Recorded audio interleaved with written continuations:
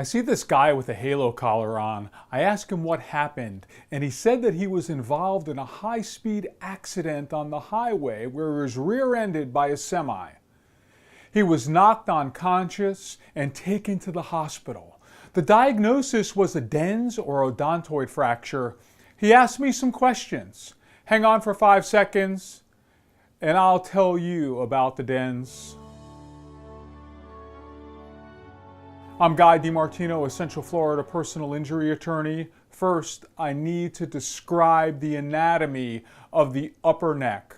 The central nervous system is made up of the brain and spinal cord.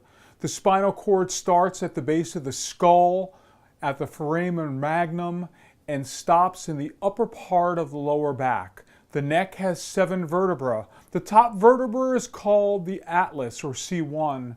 The second vertebra is called the axis, or C2. These 2 vertebrae are a weird shape.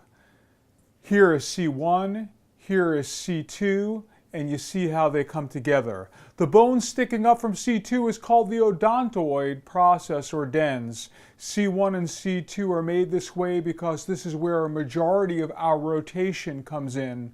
The bones are attached to each other by ligaments, and there are a bunch of ligaments that go from C1 to C2.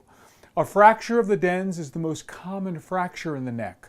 A majority of dens fractures happen because of forceful hyperflexion of the neck.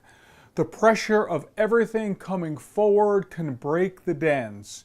Because there is a lot of room in this area of the spinal canal, we don't usually see a lot of spinal cord injury unless the dens is completely displaced. Depending upon the nature and extent of the injury, a dens fracture can be treated with immobilization, or if there's instability in the area, sometimes they need to do surgery to stabilize the area. As attorney who represents these types of folks, my main concern is identifying any potential long-term consequences that can happen, such as non-union of the bone, post-traumatic arthritis, and spinal cord issues. In summary, a dens fracture is common. They can usually be successfully treated without surgery, and your lawyer needs to understand the potential long-term consequences associated with this type of injury.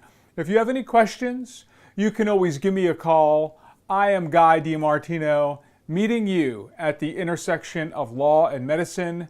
Have a great day.